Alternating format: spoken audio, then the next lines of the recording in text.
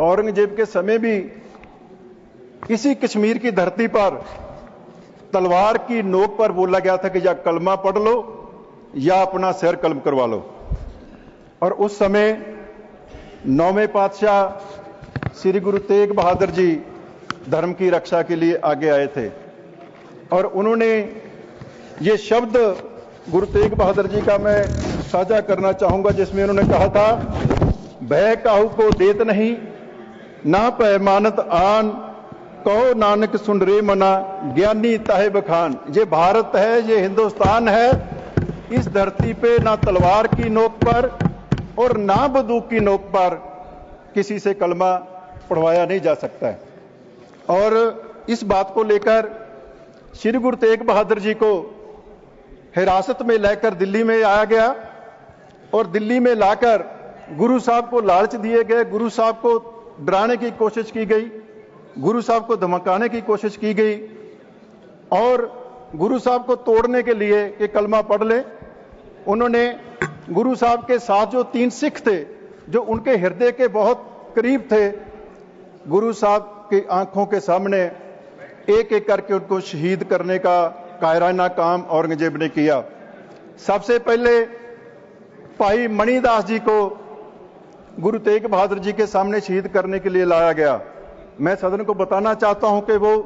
कैसा अवसर था, कैसा मौका था। गुरु साहब के सामने भाई मणिदास जी को एक तीखे आरे के नीचे कटवाने के लिए बोला गया, या तो कलमा पढ़ लो या आपको आरे से चीर दिया जाएगा। और उस सिख ने बोला कि मैं अपना सिद्क पक्का कर लेता हूं, आप अपना आरा तीखा कर लो। और उनके सर पे आरा चलाया गया। जब तक आरा चलता रहा वो वहगुरु का नाम जपते रहे, लेकिन उन्होंने कलमा नहीं पढ़ा। इसी तरीके भाई दयाला जी को, भाई मतीदास जी को जिंदा जलाया गया, भाई दयाला जी को देग में आग के ऊपर रख के उबाल दिया गया। लेकिन इस देश में लोगों ने अपना धर्म नहीं छोड़ा, अपना सिद्क नहीं छोड़ा। ये हमारा इतिहास है और मेरा नजरिया यही है कि इस पहलगाम हमले में भी हमारे देश को तोड़ने के लिए, हमारे देश को जो प्रगति हो रही है, हमारे देश की जो तरक्की हो रही है, और खास करके कश्मीर में जो 370 हटने के बाद एक प्रगति की लहर चली है, उससे जो ताकतें खफा हैं, उससे जो ताकतें दुखी हैं, उन्होंने हमारे देश की कम्युनल हार्मनी को डिस्टर्ब करने के लिए, हमारे देश को डिस्टेबलाइज करने के लिए इस घटना को अंजाम दिया। दुनिया में जब धार्मिक आज़ादी और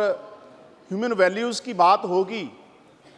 या उसमें सबसे बड़ी शहादत की बात होगी, तो दुनिया में कोई इतनी बड़ी शहादत नहीं है जितनी गुरु तेग बहादुर साहब, जो 9वें गुरु थे, आज से 350 साल पहले उन्होंने धार्मिक आज़ादी और ह्यूमन वैल्यूज़ के लिए अपनी शहादत दी थी। मैं सर जिस लोकसभा को रिप्रेजेंट करता हूँ, श्री अनंतपुर साहिब, उन गुरु साहब का जो शहादत का सफ़र था सर, आज से 350 साल पहले श्री अनंतपुर साहब से शुरू हुआ था, जहां कश्मीर के लोगों ने उनसे आकर आग्रह किया था कि हमारे धर्म पे बहुत बड़ा संकट है, ह्यूमन वैल्यूज़ पे बड़ा संकट है। तो गुरु साहब ने वो सफ़र श्री अनंतपुर साहब से शुरू किया और आज जहां हम लोग खड़े हैं सर, दिल्ली के चांदनी चौक पर उनकी शहादत हुई थी। सर मैं भारत सरकार से आग्रह करता हूं, हालांकि 350 साल की जो शहादत के समागम है उसको लेकर पंजाब सरकार, हमारे मुख्यमंत्री भगवंत मान जी बहुत बड़े समागम की तैयारियां सरकार कर रही है और मुझे पूरी उम्मीद है कि भारत सरकार भी उनकी शहादत को समर्पित बहुत बड़े कार्यक्रम करेगी। लेकिन मेरा आग्रह, एक छोटा सा आग्रह भारत सरकार से, कि जो न्यू दिल्ली रेलवे स्टेशन है जो चांदनी चौक से बिल्कुल लगा हुआ है, उस न्यू दिल्ली रेलवे स्टेशन का नाम 350 साल गुरु तेग बहादुर की शहादत के अवसर पर उनके नामकरण किया जाना चाहिए, कि सारे देश में जो लोग सफर करते हैं गुरु साहब की शहादत के इतिहास को वो जाने और उनसे प्रेरणा लें।